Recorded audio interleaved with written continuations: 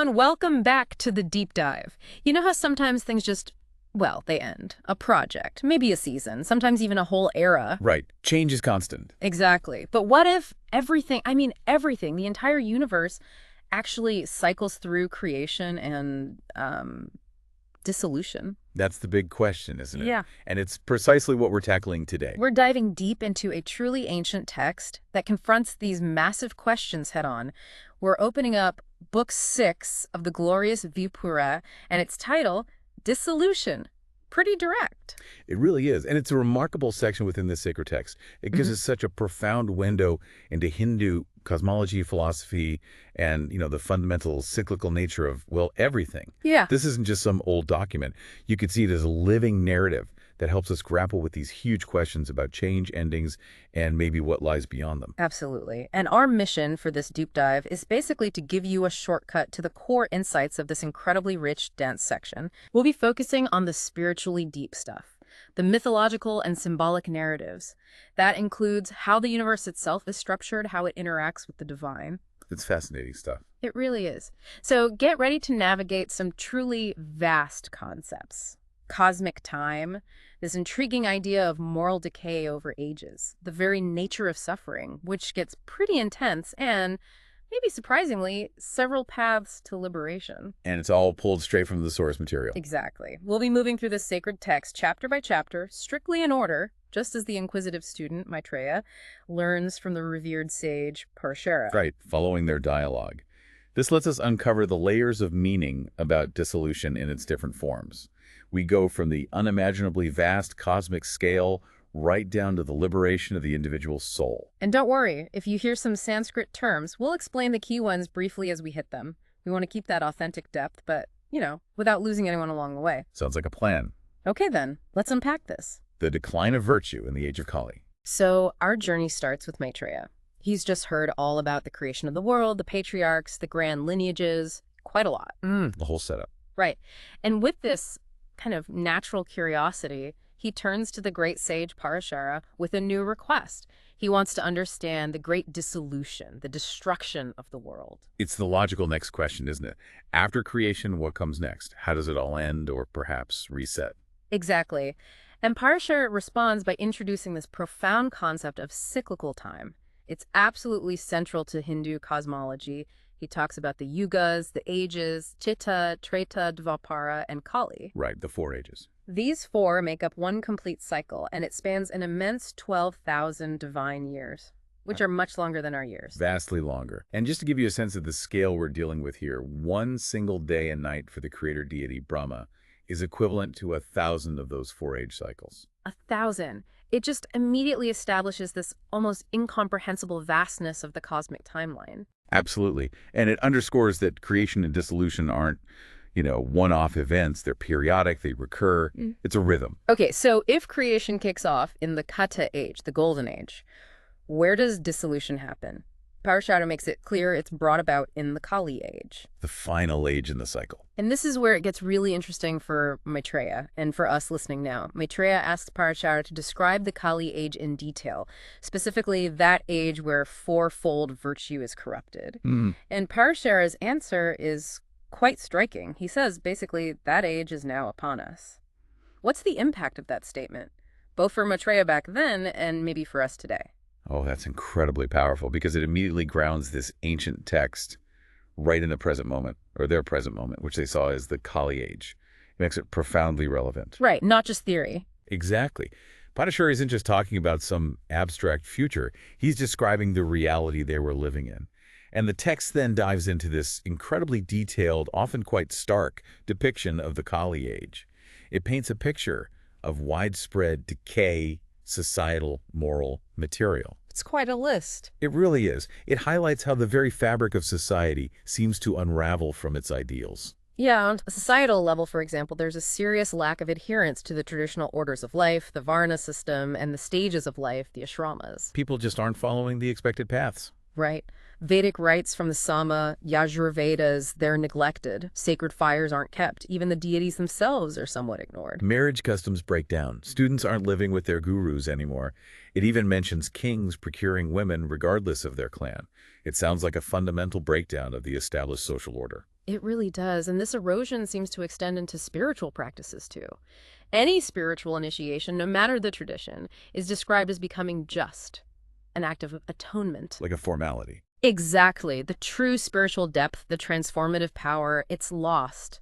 It's just something you do to maybe offset bad deeds. The text says something like, anything said to be a scripture will be thus regarded. Yeah, suggesting a decline in real discernment. Any text can be called scripture, any figure a god, any path a stage of life without genuine understanding or, rigorous adherence.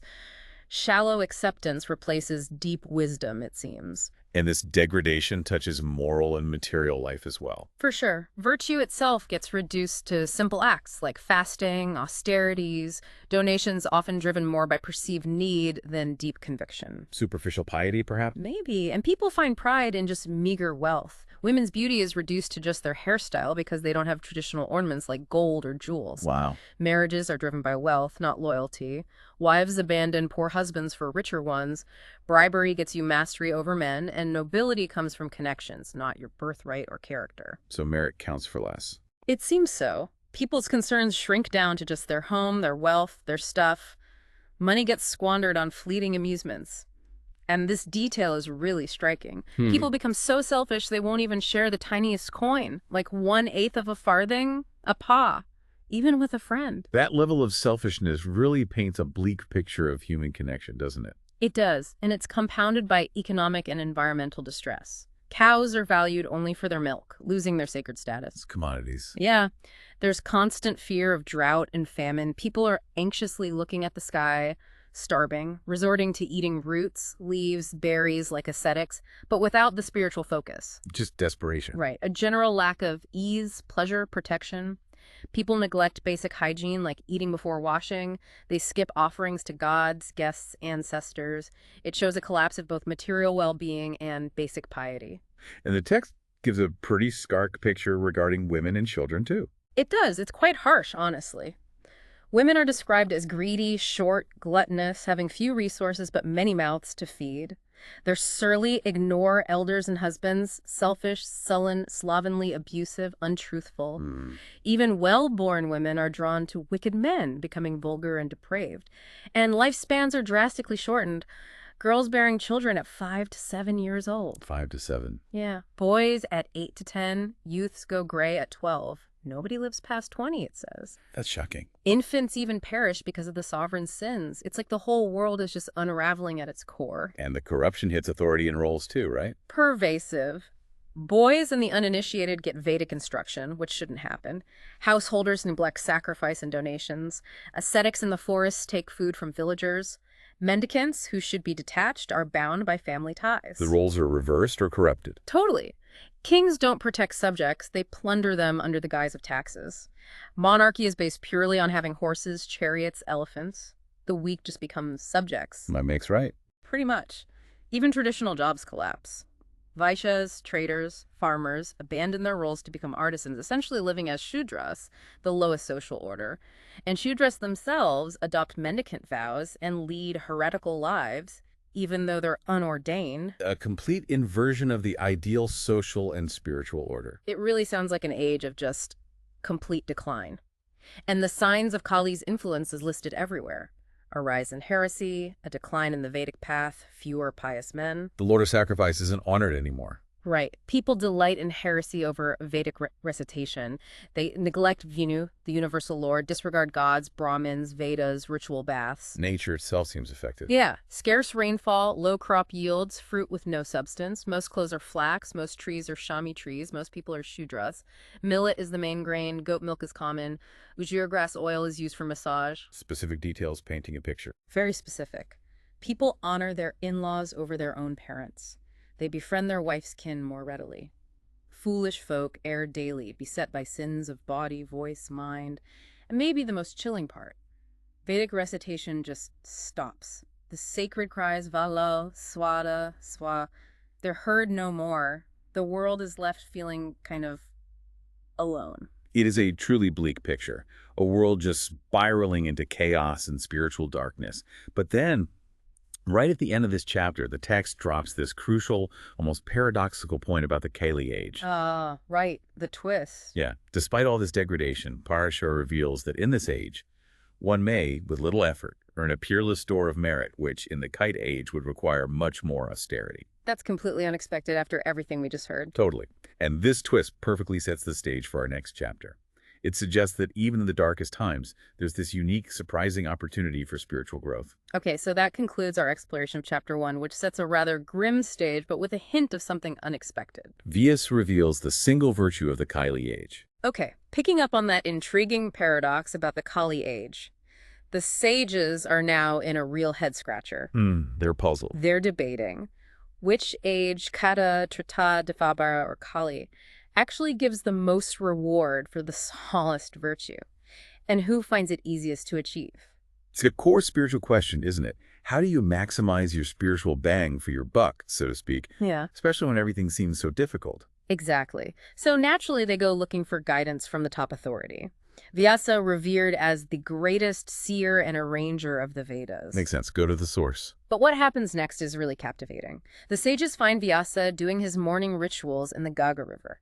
As he emerges from the water, he suddenly cries out, "This age of Kali is the best, the very best." Just declares it out loud. Right. Then he dives back in, comes up again, and proclaims, "Shudra, you're the best, the very best. How fortunate you are." Okay. Dives back in, comes up a third time, and declares, "Women are the best and luckiest. Who's luckier than them?" Wow. That's unexpected, especially from Vyasa. Must have really grabbed the sage's attention. Absolutely, and ours too. So once Vyasa finishes his rites, the sages approach him respectfully, but they're bursting with curiosity.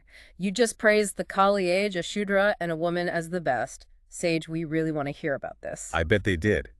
So what's Vyasa's explanation? Vyasa, apparently with a laugh, unveils the surprising truth behind his declarations. The core revelation is all about how easy it is to accumulate merit in the Kali age. Easier than the others. Way easier. He states that the merit that would take 10 years to earn back in the Kali age The golden age. takes only a single year in the Treta age, just a month in the Dvapara age, and get this, just a day in this age of Kali. Just one day for the same merit. That's what he says. And this applies to things like austerities, a student's life of chastity, reciting mantras. So the return on spiritual investment is massively higher in Kali. Hugely. And then he drops what you might call the ultimate spiritual shortcut. He says the rewards of meditating in Kata, sacrificing in Treta, and worshiping in Dvapara, all those different practices, may all be won by merely adoring Kejava in the age of Kali. Kejava being a name for view or Kipti. So simple devotion to Vidu in Kali equals the complex practices of previous ages. That's the implication. Great increase in his merit with little effort. Is this the real reason he was so delighted? It seems to be the heart of it. It's this huge spiritual advantage hidden within an otherwise really challenging age. So this leads the sages to ask, okay, but why are Sudras and women singled out as the best? Right. What's their specific advantage? Vyasa explains the difficulties faced by the twice-born, the upper three social orders. Brahmins, Kshatriyas, Vaishyas. Their traditional practices, Vedic study, sacrifices, elaborate feats, they require really strict adherence to custom and proper performance. Lots of rules. Exactly. And if they're not done correctly, they actually incur iniquity or sin. Even if performed with self-restraint, their attainment can be limited as they are, quote, subject to the will of others. The commentator adds this is especially true if their practices don't include worshiping Katvaviyan. Okay, so it's a high-stakes, complex path for them. But for Sudras, It's a completely different situation. Vyasa says that by simply serving the twice-born orders faithfully, a Shudra attains their designated heavenly realms and is therefore luckier. just through service. Just through dedicated service. And here's a really fascinating practical detail he adds. There are no restriction for such a person on what he may or may not eat or drink. Ah, that's crucial. It is, because it means Shudras are much less prone to faults arising from breaking complex dietary rules, making their path to merit significantly easier. It highlights this kind of almost divine grace in the Kali Yuga, where simple, dedicated service becomes an incredibly potent spiritual path. Wow. Okay, and what about women? Why are they the best and luckiest? Their path is described as equally straightforward, and maybe even more surprising in its simplicity. A woman can attain the same realm as her husband, merely by attending him with body, voice, and mind. Just through devotion to her husband. That's the teaching here. It contrasts really sharply with the great travails. Men, especially the twice-born, must endure to achieve similar spiritual goals. This simple, direct path to liberation, through dedicated devotion within her prescribed role, makes women the best and luckiest in this specific context of the Kali age. Okay. Vyasa then clears up any lingering doubts the sages might have had. He reveals his divine insight, allowed him to perceive their unspoken questions, which is why he made those pronouncements by the river. Ah, so he knew what they were wondering. Exactly. And he reiterates the core message. Merit is achieved with little effort in Kali by those whose faults are washed away by the water of their own virtues. He specifically mentions Judas serving the twice-born and women serving their husbands. Reinforcing those points. Right. He concludes that these three, the Kali age itself, Shudras, and women, are fortunate because it would be really fraught for twice-born folk to win such merit in the Kata age and others. So the difficulty flips, in a way. It seems so. The sages, their doubts totally dispelled, praise Vyasa and leave, having received this kind of secret, yet profoundly hopeful, teaching about the unique opportunities within the Kali age. Fascinating. And that concludes our second chapter, a really surprising revelation about opportunity hidden in an age often described purely as decline. The causal dissolution at the end of every eon? So the Kali age, despite all its challenges, offers this surprising shortcut to merit, which kind of makes you wonder, if existence is constantly cycling like this, how does this dissolution actually happen on the grand cosmic scale? Right. What does the end of a cycle look like? Parashar, for his part, outlines three distinct types of dissolution. He calls them causal, elemental, and final. Okay, 3 types. Yeah. We're starting with the truly immense one. Causal or Brahma dissolution occurs at the end of every eon, which is a kalpa. Then there's elemental dissolution, which happens after an even longer period, 2 paradas. And finally, there's final dissolution, which is described as liberation from existence. So mukta. Exactly, Mukha. This threefold structure immediately sets up a journey for us, moving from the vast cosmic scale right down to the liberation of the individual soul. Makes sense. And Maitreya naturally wants to grasp this immense scale. He asks about the duration of a pararda. How long is that? Parashar's answer is very specific. He says a pararda is said to occupy the 18th place in the decimal system. 18th place. So that's 1 with 18 zeros. 10 to the power of 18. Precisely. 1 million, million, million years. That number alone should give you a sense of the truly immense, almost unimaginable scale we're talking about. It's mind-boggling. And he breaks down the time units even further, building up from the smallest increment, a nimea, like the blink of an eye, or the time it takes to say a short syllable. Tiny fraction of a second. 15 nimeas make 1 katha. 30 kathas make a kala. Then 15 kalas make a nachka. And he even gives a detailed water clock measurement for a nacha, using a copper pot with a specific hole size floating in water. It's an intriguing historical detail about timekeeping. It shows incredible precision, doesn't it? Even for these smaller units. A nachik is roughly 24 minutes in our terms. Okay. Then 2 nachas make 1 muhurta. 30 muhurtas make 1 day and night. 30 days make a month. Standard enough so far? 12 months make a year, which is considered 1 day and night for the gods. 360 mortal years make 1 divine year, or year of the gods. Okay, so the scale jumps up there. Big time. Then 1 full cycle of the 4 ages, Kata, Treta, Dvapara, Kali, takes 12,000 of those divine years. 12,000 divine years for 1 cycle of ages. And then 1,000 of those cycles make up a single day for Brahma, the creator deity.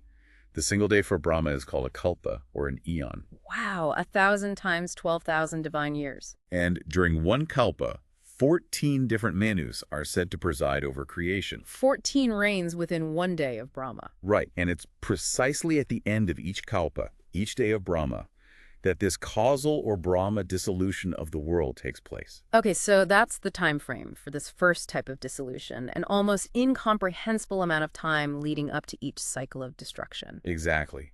And Parashara then describes the process of this causal dissolution, the Brahma Pralaya. And it sounds terrifying. How does it start? It begins with a dreadful drought that lasts 100 years. It just completely exhausts the earth, destroys all living things through suffering, a lack of nourishment, a slow, withering end. 100-year drought. Grim. Then Vyau, the eternal Lord, appears in the form of Rudra, the fierce aspect, often associated with destruction, initiating this grand dissolution. So Vyau orchestrates it. but through Rudra's form. Seems so. Lord Viao, occupying 7 solar rays, then imbibes the waters, drinks up all the water from the oceans, rivers, mountains, streams, even the lower realms of Patala. Dries everything out completely. Totally desiccates the world.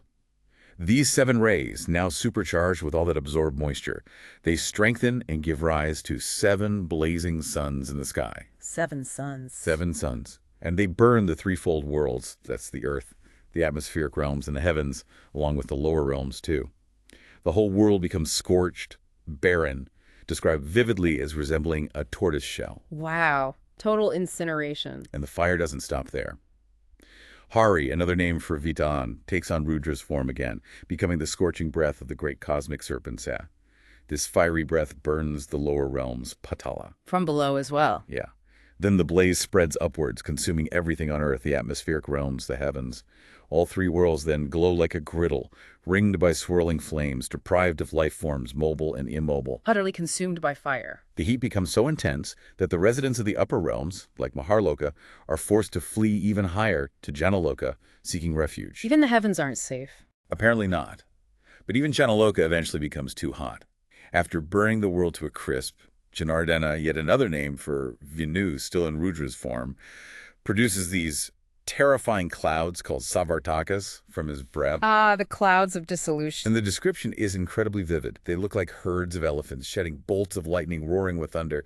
They come in all sorts of colors, blue like lilies, white like water lilies, gray, yellow, dun, red, deep blue like lapis lazuli, green, conch white, black, glowing like fireflies, red like arsenic, even the color of blue jay feathers. A whole spectrum of terrifying clouds. Some look like mounds, others like splendid cities or towering mountains. Some appear flat or like rooftops. They just fill the entire sky. It's a truly chaotic, almost nightmarish image. Is there some deeper symbolism, do you think, in just how varied and chaotic they're described?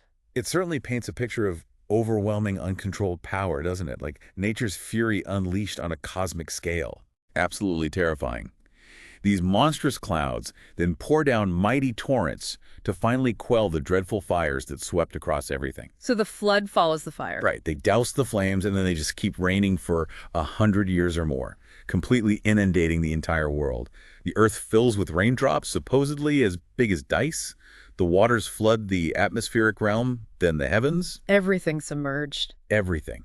When this whole dark universe, with all things moving and unmoving, has totally disappeared beneath this deluge, those great clouds continue to rain for yet another century. Another 100 years of rain. It's just an image of utter, all-encompassing cosmic oblivion, water everywhere. And that brings us to the end of the 3rd chapter, detailing this immense causal dissolution, the Brahma Pralaya. The elemental dissolution. Okay, after that truly epic depiction of the causal dissolution, the drought, the 7 suns, the fire, the 100-year rains, the waters finally stop rising when they reach the dwelling place of the 7 sages, way up high. So there's a limit, a boundary. Seems so.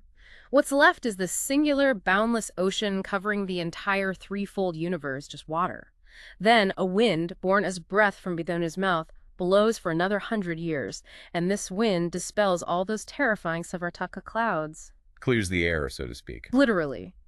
The Lord, who is described as being beyond all thought and the very source of creation, then absorbs this wind entirely into himself. Bringing things to stillness. Exactly. It's a moment of profound cosmic repose. In the middle of this vast, dark ocean, Lord Vishnu rests on the great serpent Sya, like he's on a couch. The classic image of Yunantishinana. Right.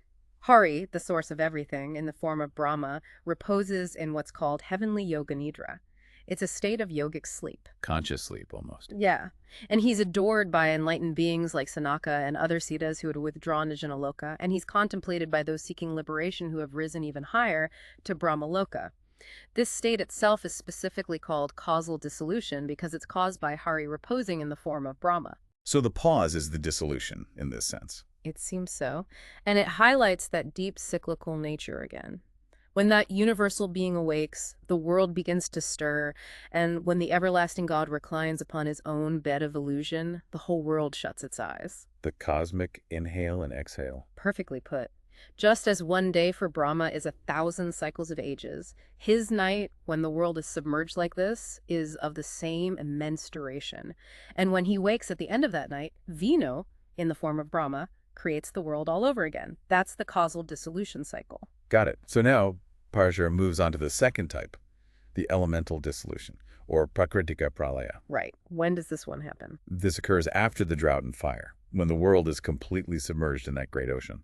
This is a process where the permutations of Mahat and all the other basic elements are destroyed in accordance with the will of Ke. Okay, so it's about the elements themselves dissolving. Exactly. And what's really fascinating here is how it's described.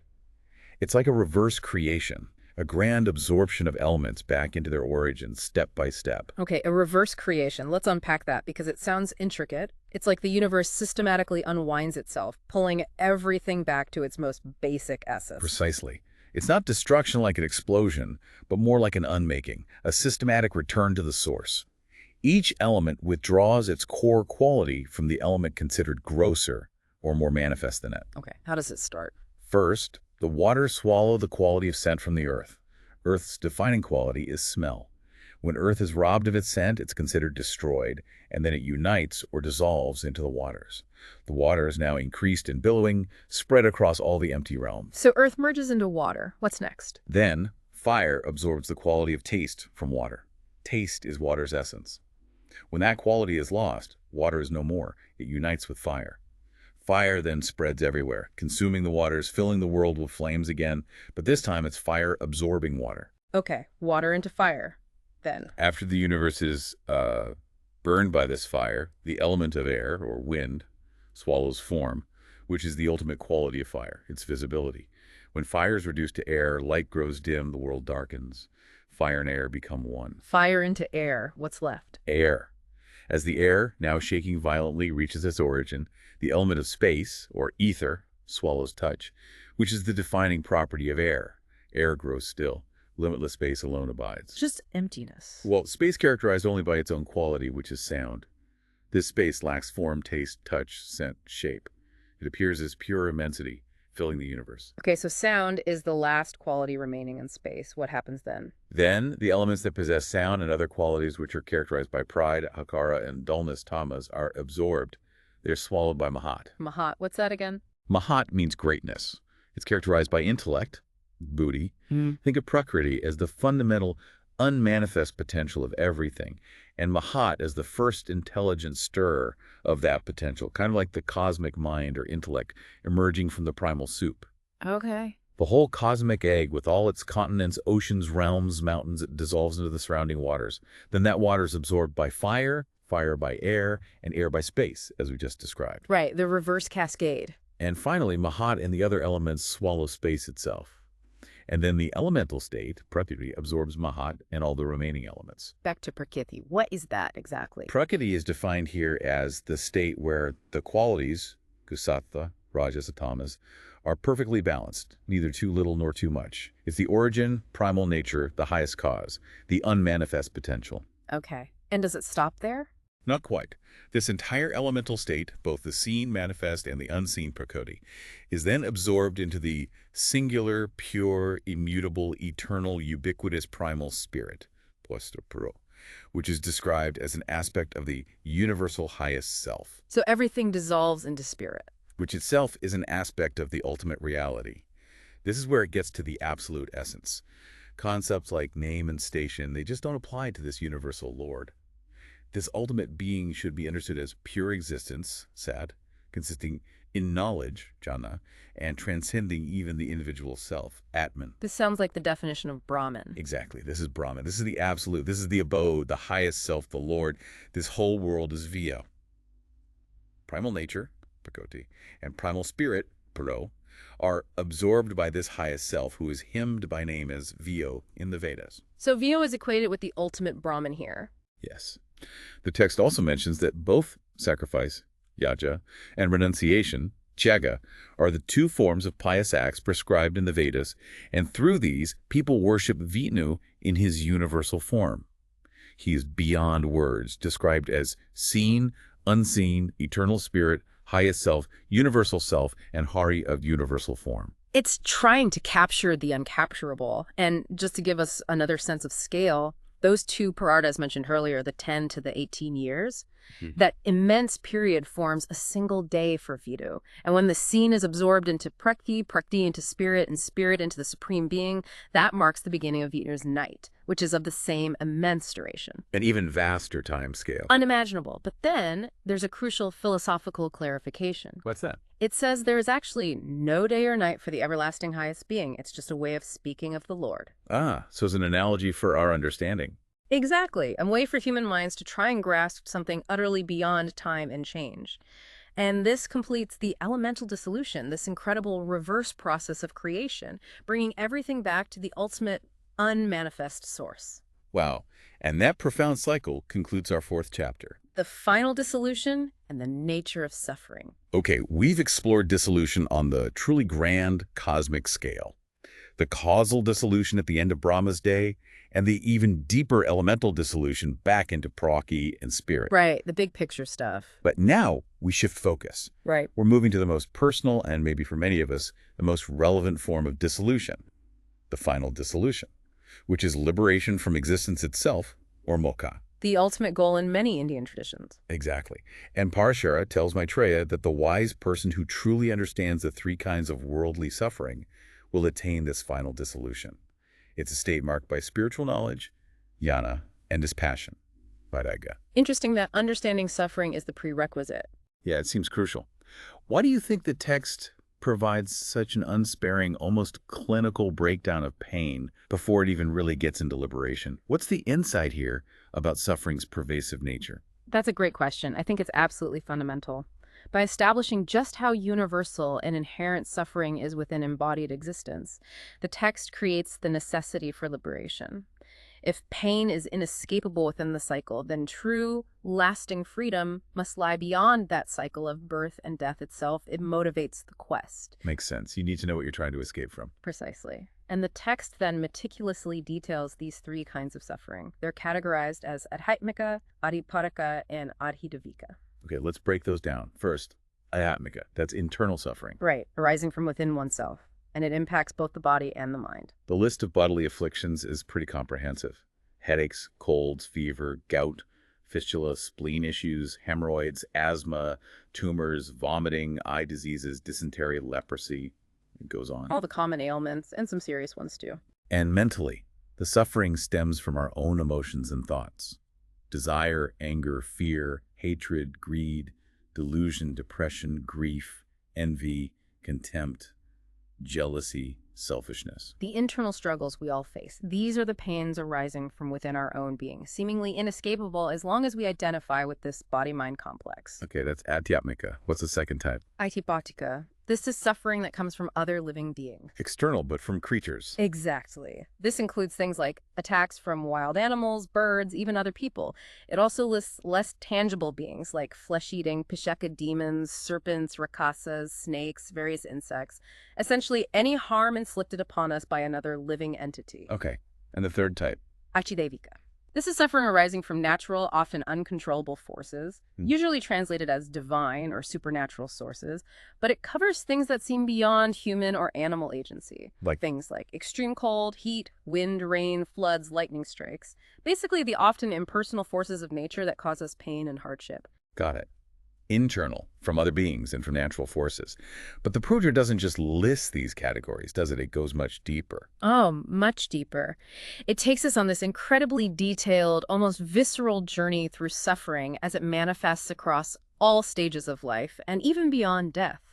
It's a profound meditation on just how pervasive pain is in conditioned existence. No aspect of embodied life is left unexamined. It starts right from the very beginning, doesn't it? Even in the womb, Garbhavastha. Yes. The embryo is described as being surrounded by filth, hunched up, unable to move properly. It experiences discomfort from whatever the mother eats if it's too acidic, pungent, hot, or salty. Sounds pretty unpleasant. It lies in a mire of excrement and urine, afflicted from all sides. But here's a really striking part. The text says it's conscious. It remembers earlier births by the hundred, feels the suffering of its current state, and understands it's bound by its past deeds, karma. Conscious in the womb, remembering past lives, that's intense. So even by forebirth, the cycle of suffering is already deeply felt. That's the implication. Then comes the process of birth itself, Janma. The infant's face is smeared with feces, urine, blood, semen. Its bones and sinews are racked by the trauma of labor pains. It's squeezed out, beset by woe. A traumatic entry. And crucially, upon breathing the external air, it loses those memories of past lives, being born into ignorance, avidya. It's depicted falling to the ground like a maggot from a wound, its tender limbs feeling as if pricked by thorns or hacked by saws.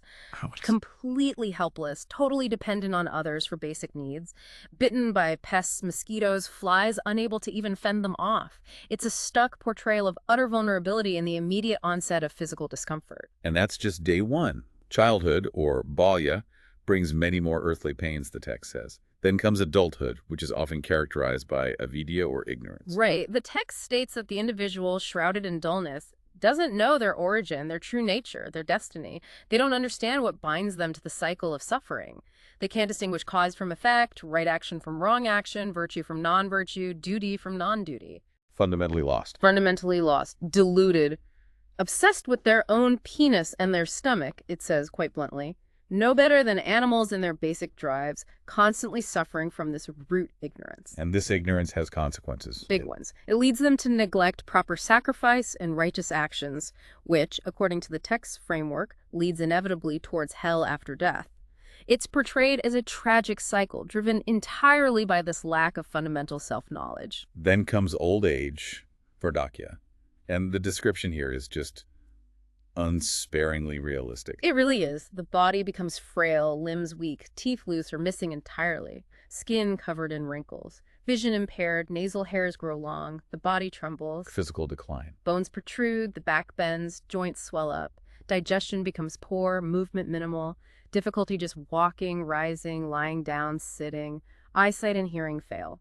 Dribbling, Quite graphic. failing senses, forgetting recent events, weariness from having to repeat oneself, sleep deprivation from labored breathing. The aged individual becomes totally dependent on others for help. In the social aspect. That's described quite painfully, too. Being mocked by servants, sons, even their own wife. Unable to clean themselves properly, yet still clinging to desires for pleasure. Attendants laugh, can ignore them, they just sigh, troubled, recalling their youth as if it happened in a completely different lifetime. It's a powerful argument for seeking something more enduring than the physical body. Absolutely. And the suffering culminates at death, may too. Another intense description. The neck, fingers, hands go loose. The body twitches, alternating between limpness and brief, pained awakenings.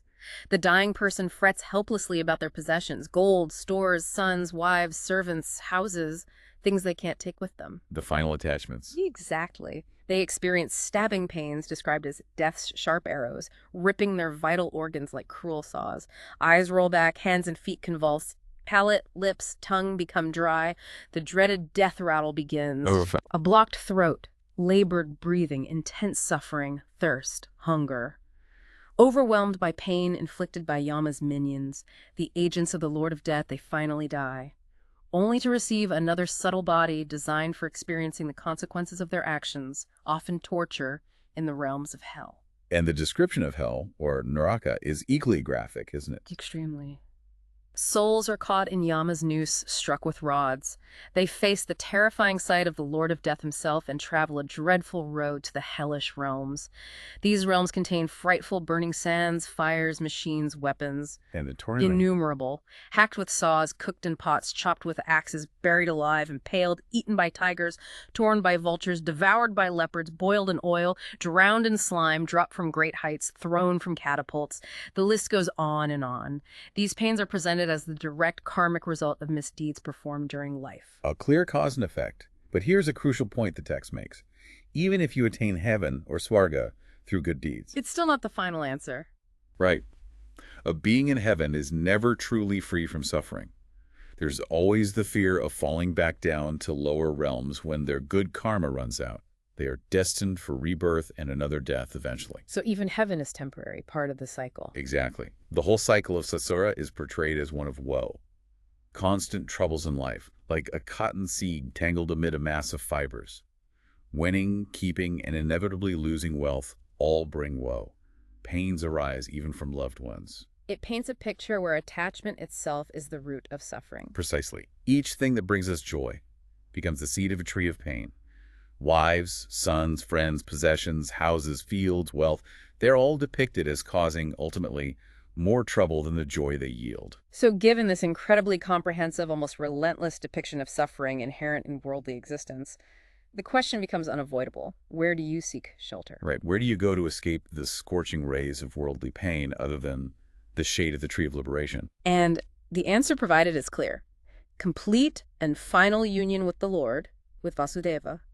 This union is described as a state of bliss that completely eclipses all other fleeting joys. And the means to achieve this liberation? Declared simply as knowledge and sacrifice, jhana and yajna. And knowledge itself is twofold, right? There's scriptural knowledge. Right, the absolute in the form of the word Shabda Brahman, knowing the sacred texts.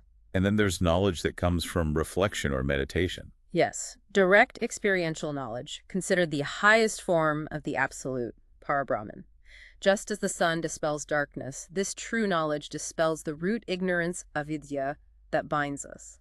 The text also takes a moment here to explain the profound meaning of the term Bhagavat. It's not just a name. No, it's packed with meaning. While literally meaning possessing fortune or blessed, it's used as a powerful epithet for vyokate. The syllables themselves are broken down. How so? Fa is said to imply the maintainer, Safartu, and protector of the universe. Ga signifies the leader, the driver, Gamayathan, and also the creator. Okay, maintainer, protector, leader, creator. Together, Ba and Ga are said to express 6 divine qualities or opulences. Supremacy, Aishwarya, power or Dharma, Virya, glory, Yashas, majesty or beauty, knowledge, Jhana, and asceticism or dispassion, Vairagya. It takes Bhaga. Exactly. And the syllable Va implies that all creatures dwell, Vasanti, in the universal being, and conversely, that the everlasting deity dwells within all creatures. Indwelling and all-encompassing. Precisely. Therefore, the title Bhagavat properly applies only to the highest absolute Vasudeva and nothing else.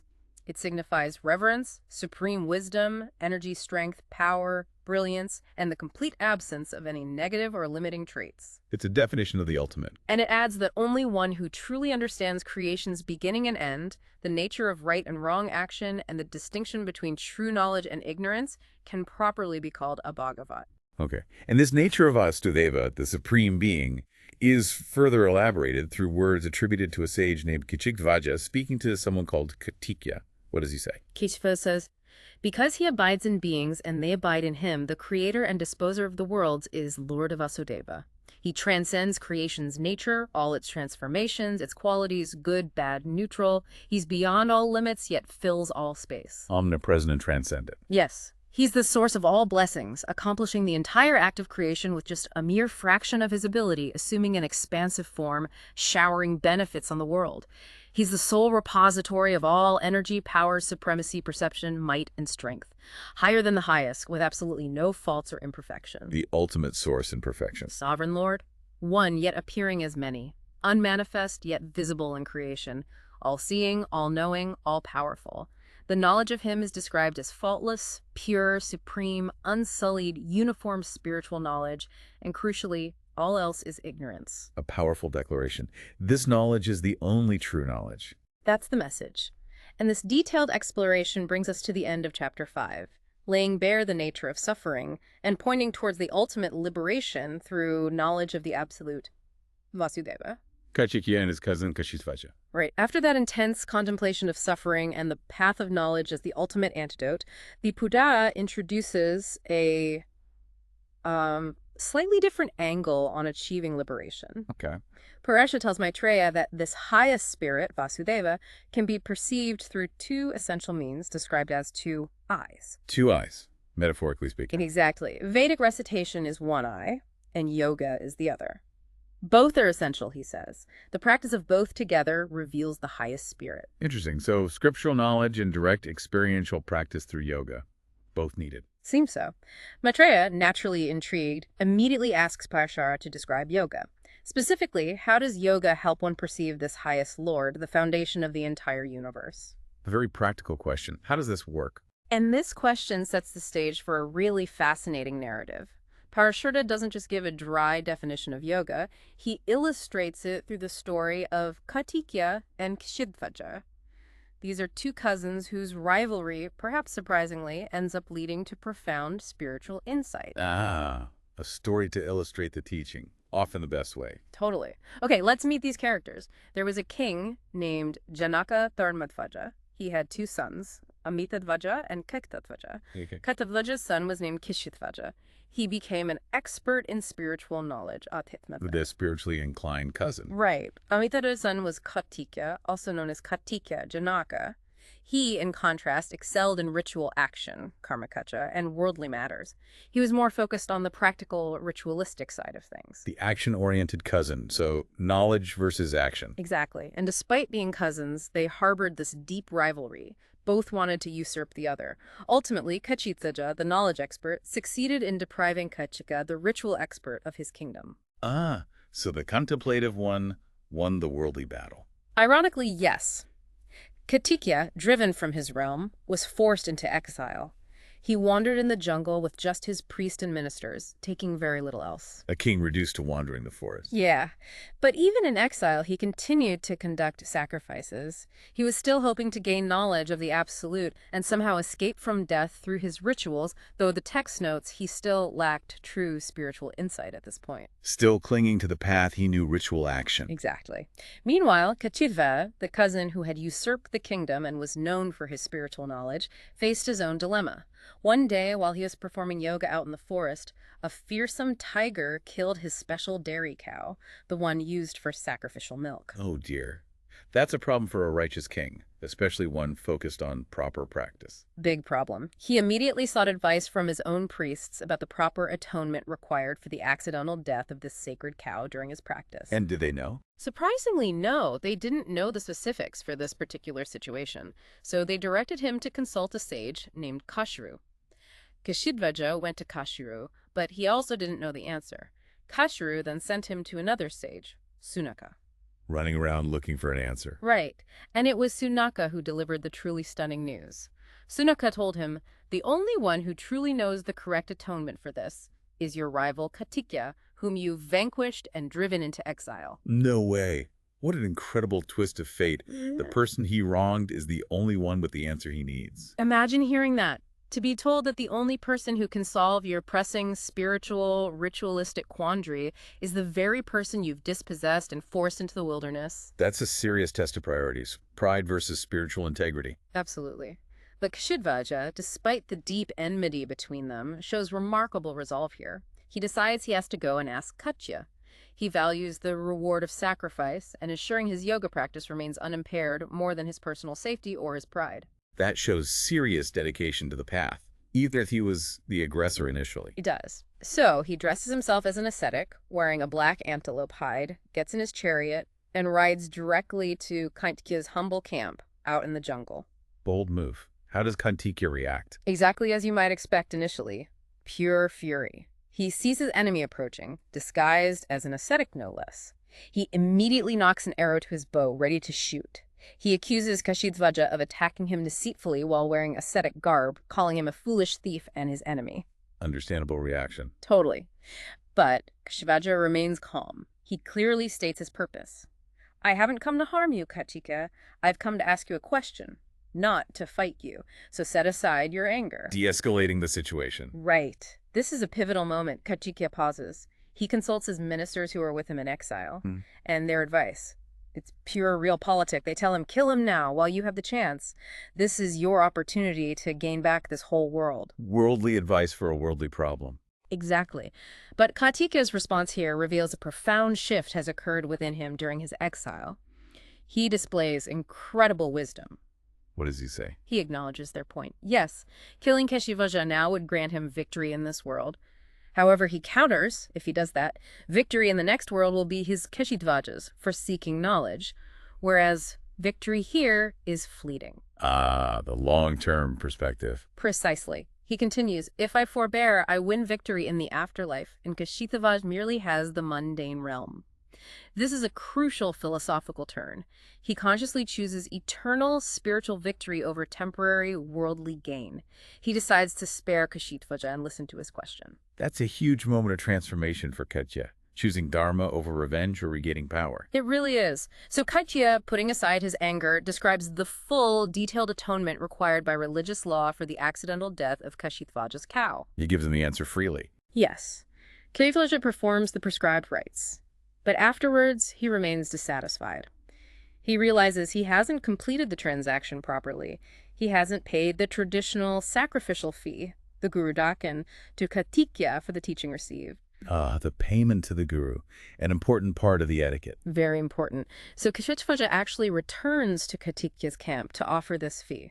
He goes back again. Yes, and once again, Katikya's ministers jump in with their worldly advice. They tell Katikya, now's your chance. Ask for the kingdom back as your fee. It's a skillful way to regain your sovereignty without fighting. They're persistent, aren't they? Still focused on the kingdom. They really are. But Katikya, having truly transcended those desires now, just laughs at his ministers. He basically says, why would a man like me request a fleeting earthly kingdom? You guys give great advice for handling mundane matters, but you know nothing of the highest truth. Wow. Complete renunciation of the worldly goal. Total renunciation. And instead of asking for the kingdom, he asks Kashidhvaja for a fee that is truly priceless. He says, my mind is clouded by ignorance. As my fee, sage, tell me, what acts are able to dispel my misery? He asks for spiritual instruction as his payment. Exactly. This flips the whole dynamic. Katikya, the supposed expert in ritual, becomes the student seeking true knowledge from Kashidhvaja, the supposed expert in knowledge who initially acted quite worldly. It sets the perfect stage for the deep dive into yoga and spiritual knowledge that follows in the next chapter. That's brilliant. And that concludes the fascinating narrative setup of Chapter 6, leading us right into the heart of yoga instruction. Kashidhvaja instructs Katikya in yoga. Okay, so Katikya has just asked for spiritual instruction as his Guru Dakin. Kashidhvaja is understandably surprised by this. Right. He probably expected him to ask for the kingdom. Exactly. Kashidhvaja asks him point blank, why didn't you demand your kingdom back? Isn't sovereignty the dearest thing to a Kshatriya, a warrior ruler? Good question. What does Katikya say now? How does he explain this profound wisdom of renunciation he's achieved? Katikya's explanation is just a beautiful distillation of liberation from attachment. He says, yes, it's a Kshatriya's duty to defend his realm, and maybe Kashidhvaja seizing it wasn't technically wrong according to some interpretations, but he has set aside such ignorance that merely tied me down. He takes responsibility for his own past state of mind. Precisely. He admits his desire for sovereignty wasn't Kashidhvaja's fault, but stemmed from his own birth, my lust and greed. And he recognizes now that this desire was actually a bar to virtue, an obstacle on the spiritual path. Self-awareness. Deep self-awareness. He adds that wise men know Kshatriya shouldn't really ask for gifts, which is why he didn't foolishly request the realm back. He contrasts himself with unwise men whose hearts are carried off by a sense of self, drunk with pride, who constantly crave sovereignty. It shows a complete internal shift away from ego and attachment. That's incredibly insightful. How does Kashidhvaja react to this? Kashidhvaja is absolutely delighted by Katikya's profound wisdom. It clearly impresses him deeply. He then reflects on his own past, admitting that he too had ruled and performed sacrifices, mainly hoping to escape death, but in doing so, he squandered merit in enjoyments. He wasn't truly detached either. A moment of shared understanding, perhaps. It seems so. Kashidhvaja then defines ignorance, avidya, using a powerful metaphor. He calls it the twofold seed from which grows the tree of ignorance. Okay, what's the twofold seed? The error, he explains, is believing that the self consists in something that's not the self, and what is not one's own is indeed one's own. Ah, mistaking the non-self for the self and mistaking external things for mine. That's a crucial philosophical nugget, isn't it? Absolutely central. The ignorant, he says, believe I am this body, even though the body is just composed of the 5 elements. But the true self, the Atman, is distinct from these elements: space, air, fire, water, earth. Right, the classic distinction. So, Kashidhvaja asks rhetorically, why would anyone then claim ownership over the body itself, let alone things external to it like a house, fields, or even sons and grandsons, if the self is fundamentally separate? Good point. If I'm not the body, how can things related to the body be mine? Exactly. And actions done for the body, he argues, only bind the spirit further if the self and body are truly distinct. He uses another analogy. Just as a house made of clay is plastered and maintained with more clay and water, the body, made of earth, is sustained by food, which is also essentially earth and water. There's absolutely no intrinsic reason for pride in such a temporary composite structure. Breaking down the illusion of identification with the body. Right. He continues, painting a picture of humanity struggling on the worldly path of 1,000 births, wearied by delusion and cloaked in the dust of yearning, just trudging through lifetimes covered in the grime of desire. A vivid image of Cesare. But there's a way out. The path to overcoming this delusion is through knowledge, Chana. Washing off that dust in the warming bath of knowledge sheds this deep weariness and leads directly to supreme nirvana, matchless and transcending pain. Knowledge as the cleansing agent. Exactly. The self, he clarifies, is the pure state of nirvana and embodies wisdom. Suffering and ignorance are blemishes that mark the natural world, okay, but not the self. Man, the self itself is untouched. Okay, but if the self is pure, why do we experience suffering? He addresses that with another analogy. Think of water in a pot placed near a fire. The water gets hot and boils, but the fire isn't directly touching the water. Right, the heat transfers through the pot. Similarly, the self, though inherently pure and separate, interacts with the natural world, and gets corrupted or conditioned by egoism and pride. Through this association, the self appears to take on the properties of the natural world, like suffering, change, limitation, even though in its true nature it remains separate and unchanging. So it's the association, the identification that causes the problem. That's the idea. Ignorance avidya is the seed of this mistaken identification. And therefore, Kshetravaja concludes, apart from yoga, there is no antidote for suffering. Yoga is the practice that helps break this identification. Leading perfectly into Kantikya's request. Exactly. Katika, now fully engaged in understanding the problem, asks for that detailed explanation of yoga. Kshetravaja promises that a sage who masters this practice will never fall from it again. It offers permanent liberation. High stakes. So what's the core principle of yoga he teaches? He lays out the fundamental principle. A man's mind is the cause of both his bondage and his liberation. Very direct. The mind is key. Absolutely. Attachment of the mind to the senses and sense objects causes bondage. Freedom from that attachment leads to liberation. Therefore, the path to liberation involves withdrawing the mind from the senses and turning it inward, contemplating the highest Lord, the Absolute, Vasudeva. Okay, makes sense. How is yoga itself defined here? Yoga, in this specific context, is defined as the particular mental exercise undertaken through one's own endeavor and during which the union with the Absolute is felt. It's about actively striving for and experiencing that connection. Experiencing the union. Yes. This practice, when perfected, leads to samadhi, which means perfect union or absorption. In this state, a disciplined practitioner's accumulated karma is consumed, burned away by the fire of yoga, leading to liberation, within that very lifetime. Wow. Liberation now. Or, if some faults or karmic residues remain, they might achieve it in future lifetimes through continued practice. Okay. Are there prerequisites before you jump into the mental exercise? Yes, absolutely. He outlines the crucial ethical foundations, the yamas and niyamas, familiar from Patanjali's Yoga Sutras as well. Major observances, yamayas, include embracing chastity, brahmacharya, nonviolence, adisa, truthfulness, satya, honesty or non-stealing, asteya, and poverty or non-possessiveness, aparigraha. Foundational ethics. Right, and the minor observances, niyamas, involve undertaking study, especially of scriptures, svadhyaya, purity, internal and external shoka, contentment, santoha, and austerity or self-discipline, tapas.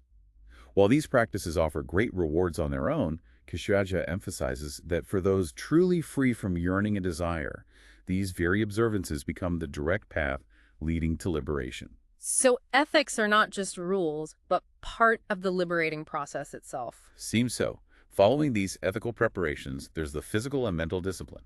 The practitioner should adopt a suitable posture, like padrasana or other cross-legged variations mentioned. Finding a stable seat, asana. Then they must suppress or regulate the flow of breath through pranayama, consciously controlling the pro, inhalation, life force, and apana, exhalation, downward energy. Breath control, crucial in yoga. Very.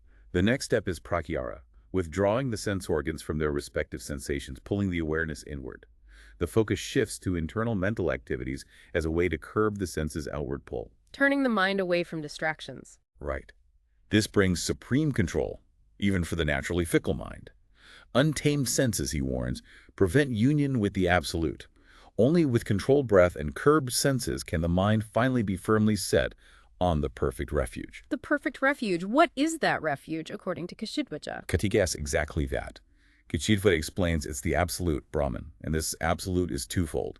It can be conceived as formed, sakala, and formless nikala, or primary and secondary. Both with form and without form. How does that work? He clarifies this by describing a kind of threefold realization or focus. There's the pure absolute itself, which sages like Sanandana perceive directly. Then there's action, or the manifest world, perceived by deities and all mobile and immobile beings. And then there's a state of both, understood by Brahma and other high deities who know both the absolute and their cosmic responsibilities or actions. Different levels of perception. Kind of. He explains that the distinctions we make, seeing the world as one thing and spirit as another separate thing, these cease when both our knowledge and our actions are no longer directed towards creating or reinforcing differentiation. When we stop seeing duality. Exactly. Yeah. Realization that is free from all differentiation is pure existence, beyond words. Comprehended simply as the self, this is the absolute. It's the supreme, unborn, unchanging form of formless Vishnu, characterized by being everywhere, ubiquity, and yet manifesting as everything, diversity. Okay, that's the formless aspect. Very high, very abstract. Extremely. And because contemplating the purely formless is very difficult for most people, Kashidvaja gives practical advice. Yeah. One should start by meditating on the physical form of Hari Vishnu that lies within the reach of all. Meditating on a divine form, Sagunatana, a common practice. Right. He explains that all of creation, everything we see, is actually a form or manifestation of Hari's energy, Brahma, Indra, the Maruts, Vasus, Rudras, suns, stars, planets, Gandharvas, Yakas, Daityas, all divine creatures, humans, animals, mountains, oceans, trees, rivers.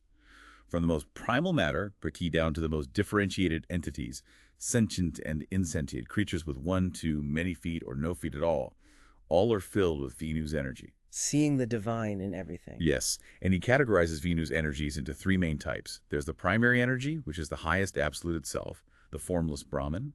There's the secondary energy, which is consciousness, the individual soul or knower of the field, Kataraja. And there's the third energy, which is ignorance or action, avidya or karma, the force that binds consciousness to the world. Okay, the absolute, the soul, and ignorance action. He explains that this all-embracing and omnipresent energy of consciousness, the soul, experiences worldly suffering, primarily because it gets obscured or entangled by this third force, ignorance action. This obscuring force varies in strength across different beings. It's weakest in non-living things, and strongest, ironically, in Brahma, the creator, who's most involved in action. Interesting point about Brahma. So what's the purpose of meditating on Vishnu's form then? The purpose of Taran, which means holding or concentrating the mind on that form, is to purify oneself and expunge all iniquity, all sin, use the analogy. Just as fire burns away dry thickets, you knew abiding in the heart destroys all sins of the yogi. Purification through focused devotion. Exactly. And he then provides this remarkably detailed description of the specific form of Hari to meditate upon. A lovely, pleasing face, eyes like lotus petals, smooth cheeks, a broad and brilliant forehead. Very specific imagery. Well-matched ears adorned with fine earrings, a neck graceful like a conch shell, a broad chest bearing the auspicious Siratsa mark, a belly with a deep navel graced by 3 subtle folds. The classic iconography. Long arms, described as either 4 or 8 in number. Strong, well-formed legs, shapely feet and hands like lotuses. Clad in pure, radiant yellow garments, adorned with a brilliant diadem, armlets, bracelets, and other celestial jewelry. Holding various implements like a bow, conch shell, mace, sword, prayer beads, akamala, and the diskasra.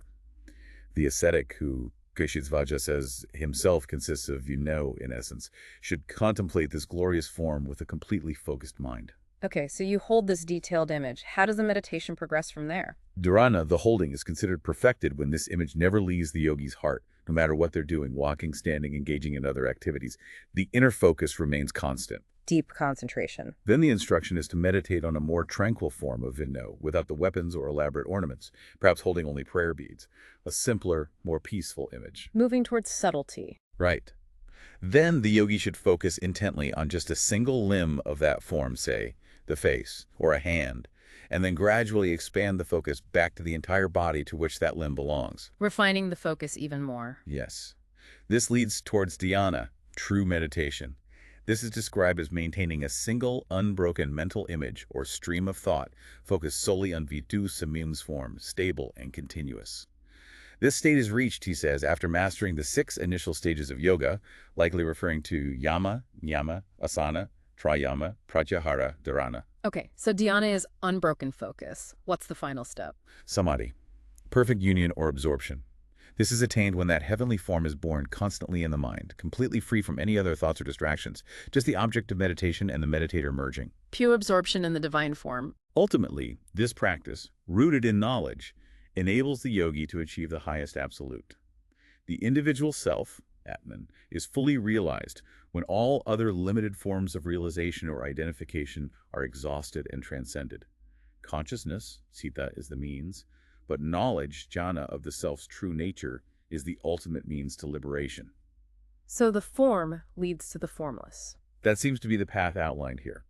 When the individual self finally realizes its true nature, it becomes one with the supreme absolute, Brahman Vyun. The separation we perceive is understood to be merely caused by ignorance, avidya. When that ignorance is completely transcended, Kashishvata asks, who would distinguish between the absolute and the self when such distinction does not exist? The duality collapses. Profound. How does Kaichya react to all this? Kaichya is completely overwhelmed and enlightened. He expresses profound gratitude, saying, all impurities in my mind have been removed through your instruction. He has a breakthrough realization. The word mine, which I've used so often, is a lie. He fully grasps that I and mine are forms of ignorance. He gets it. The core teaching landed. It truly did. Kartikeya then acts on his newfound wisdom. He gives his kingdom, which he presumably could have asked for, to his son, retreats to the forest for good, and through the practice of yoga, as taught by Kashishvata, he achieves complete absorption, laya, in Vidal. Wow, a complete transformation and attainment. What about Kashishvata? Kashishvata, his cousin and now his guru in a sense, also achieves liberation. Despite continuing to enjoy worldly pleasures associated with kingship, he performs all his rituals and duties without any attachment, asoka. Through this detached action and his inherent knowledge, he too is cleansed of all sins and ultimately attains liberation. Mukha, a truly inspiring tale of rivalry turning into mutual liberation through wisdom and yoga. Amazing. And with that illuminating instruction on yoga and the fates of the two cousins, we move into our final chapter. The benefits of listening to the Vitu Pura. Okay, we've reached the final chapter of Book 6. And here, Parashara takes a moment to kind of recap the entire scope of the Vitu Pura for Maitreya. Pulling it all together. Exactly. He confirms he's fully described the 3 kinds of dissolution, causal, elemental, and final, which was the main topic of this book. But he also reminds Maitreya about everything covered earlier. Creation, the lineages of patriarchs and kings, the different manvantaras, ages of Manu, the royal dynasties. All the history and cosmology. Right. Plus details about deities, daityas, demons, gandharvas, celestial musicians, naigas, serpent beings, rakasas, fierce beings, yaksas, nature spirits, vididharas, knowledge holders, siddhas, perfected beings, apsaras, celestial dancers, the pure sages, the fourfold social system, Varishrama, stories of men with uncommon feats, descriptions of hallowed places like seas, rivers, and mountains, and even the different Vedic schools. It's a truly encyclopedic text. It really is. But Parashara emphasizes the central thread running through all these diverse narrations. What is it? It's Lord Hari Vishnu, the universal everlasting cause of creation, preservation, and destruction of the world, who abides at the heart of everything. So everything points back to Vyo. It highlights the Puranas' core devotional message, showing how every single aspect of existence, from cosmology to history to geography, is interconnected with the divine, specifically Vyam. Nicely put. And then the text dives into detailing the immense merits and benefits one gets from simply engaging with this Pura. The Falashruti, the traditional listing of rewards for hearing or reading a sacred text. Exactly.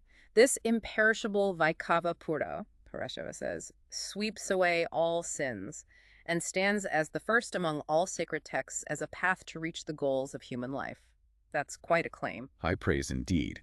What specific benefits are mentioned? The benefits of just hearing or reciting it are presented as truly astonishing. Even unintentionally calling out Hari's name is said to scatter sins away, like frightened deer fleeing from a lion. Wow, even accidentally. Yeah. Speaking his name with faith purifies the speaker, just as fire refines the ores of minerals. Simply recalling Vyo in the mind is said to end the awful faults of the Kali age.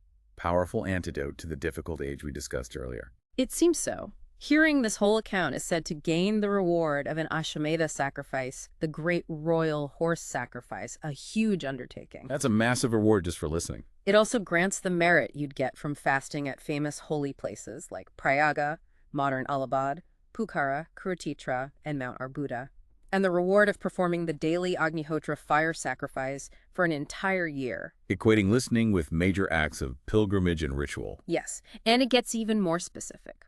The merit gain is declared equivalent to bathing in the sacred Yamuna River at Mathura Ketsa's birthplace on a particularly auspicious day, the 12th day of the bright fortnight in the month of Jeta, and having a vision, darshana, of Hari himself. Wow, that's incredibly specific and highly valued. Right. And simply reciting this narrative with a focused mind on Karja, Vyeth, brings that same immense reward. It's even said that engaging with this Pura redeems one's ancestors. Apparently, other ancestral spirits lament if their descendants don't perform that specific Mathura Yamuna ritual, or alternatively engage with this text. Even hearing just one chapter is said to potentially bring this ancestral benefit. That adds a whole other layer of importance responsibility to ancestors. Definitely. The Pura is thus presented as a peerless means of salvation for anyone who fears samsara, the endless cycle of birth and death. It dispels all nightmares, frees individuals from all defilements and impurities. It's positioned as a spiritual lifeline, especially in challenging times like the Kali Yuga. Underscoring its practical value for listeners. The text also takes care to provide a detailed lineage of transmission, tracing how this sacred knowledge was passed down. This emphasizes its authenticity and continuity. The Guru Parampara, very important for establishing authority. How does it go? It traces the knowledge right back to its divine source. Originally from Brahma himself, who taught it to the sage Hu. Then it went from Avhu to Priyavrata, one of the first kings. From Priyavrata to Bhaguri, then to Stampamitra, to Datika, to Saraswata, to Vu. A long chain of sages. To Purukutsa, then taught by Purukutsa to the river goddess Narmada. She taught it to the Nagas, serpent kings, the Tarira, Apuranta, and Vasuki. They passed it to Vatsa, who taught the Nagas Ashvatara, Kambala, and Alapatra. They taught it to Vidashiraz, then Pramati, then Jatakara, and finally Jatakarta taught it to Parashara, our narrator. Wow, quite a journey through different realms and beings. And Parashara says he taught it to Maitreya, our questioner, and predicts that Maitreya, at the end of the Kali age, will narrate it in turn to someone named Sunika. This detailed lineage really emphasizes the sacredness and the unbroken chain of these teachings, passed down through generations of revered sages and even divine beings. Grounding the text in a sacred history. Exactly, and the conclusive affirmations of Visu's supreme status are woven throughout this final chapter. Hearing this Pura daily is said to be equivalent to praising all the gods effectively. Hearing just 10 chapters earns the merit of gifting a tawny milk cow to a worthy Brahmin. More specific merits. And hearing the whole Pura with one's mind focused entirely on Asyuta, the infallible one, Vyu, earns the whole reward of an Ashwamedha sacrifice. Viru is explicitly declared to be present at the beginning, the end, and right in the middle of the Purva itself. Therefore, those who hear it, read it, or hold it sincerely in their hearts will win the highest state of purity. The text itself becomes a manifestation of Vishnu in a way. That's beautifully put. It says that if you set your mind firmly on Hari, then no hell need be feared, heaven counts for little. His praise alone dispels all misdeeds. Hari is worshipped through both sacrifice, yaja, and knowledge, jhana. He is the absolute beyond birth or death, gain or loss. Transcending all dualities. He is present in the forms worshipped in ancestral rites, Shraddha, in the forms of the deities worshipped in sacrifices, and ultimately as the formless absolute itself. His qualities are immeasurable. The text concludes this section by saying, quite poetically, when Hari enters through your ear by hearing these stories, he destroys all sins. Listening itself becomes a purifying act. Exactly. The chapter and the book then ends with a series of deeply reverent salutations and a powerful benediction addressed to the highest spirit, Harivyu. A final prayer. He is praised as the praiseworthy Lord, beginningless, endless, unchanging, completely untouched by the changes of creation and dissolution. The everlasting, changeless spirit who assumes all qualities yet remains one. Single, yet appearing as many. Pure, yet appearing otherwise in the world. Imbued with all knowledge, the source of all power. Capturing the paradoxes of the divine. the essence of all knowledge, sacrifice, and ascetic practice. The one who skillfully provides enjoyments for beings, yet is also at the heart of the three gutas, qualities of nature. The changeless cause of existence, the source of all forms, the one who never ages. He's the one who arranges space, air, fire, earth, water, who gifts sensations, who benefits humanity with all his actions, who is manifest yet pure and subtle. A comprehensive hymn of praise. And the final prayer is a beautiful universal closing. Thus may Hari, the eternal unborn Lord, whose form is manifold and embodies both spirit, Puru, and nature, Prachini, bestow on all humanity supreme beatitude, Paramampadam, beyond the reach of birth, decay, and other woes. A blessing for all beings, and thus concludes the major symbolic and narrative revelations of Book 6 of the glorious Vishnu Purana. Wow, what a journey we've just taken, eh? Through the entirety of Book 6 of the Vishnu. It really covered a lot of ground, deep ground. We've traversed these vast cosmic cycles of dissolution, confronted the really challenging, sometimes grim realities described in the Kali Age. The age of decline. But also discovered that surprising ease of attaining merit and liberation within it. That was a twist. Definitely counterintuitive point. Opportunity in darkness. And we delved into those profound lessons from the story of Kartikeya and Kashidvaja, lessons about the true nature of self, the pervasiveness of ignorance and suffering, and the transformative power of yoga and unwavering devotion to Hari, to Vishnu. That story really brought the philosophical points to life, didn't it? It really did. And these ancient teachings, though they come from thousands of years ago, they still resonate so deeply, I think, with our modern search for meaning and purpose. Absolutely. Understanding these cycles, not just the grand cosmic ones maybe, but also our own personal cycles of challenge and renewal, and really grappling with the nature of suffering, as the text forces us to do. It can provide an invaluable framework. Yeah, a way to navigate life's complexities, maybe pursue higher goals, regardless of our individual backgrounds or specific beliefs. It really encourages us, I feel, to ponder this idea that true freedom doesn't necessarily come from changing our external circumstances or acquiring more fleeting worldly things. Which the text points out often lead to more suffering anyway. Exactly. But that freedom comes from a profound internal shift. A shift in perception, a deep understanding of the self and its connection to the absolute, whatever we conceive that to be. Kikeya's journey from being a worldly, attached king to an enlightened sage illustrates that so powerfully. It really does. So here's something to maybe leave you with. Consider how this Purana suggests that the most challenging times, the periods of greatest apparent decline, like the Kali Age, can actually present the most direct, most accessible paths to liberation. That paradox again, the shortcut in the darkness. Right. What might this imply about the opportunities for real spiritual growth that could be hidden within our own perceived difficulties today? Something to reflect on. Definitely food for thought. We really invite you to continue your own deep dives into ancient wisdom like this and just explore how these timeless insights might resonate or not in your own life. Keep exploring. And join us next time for another deep dive.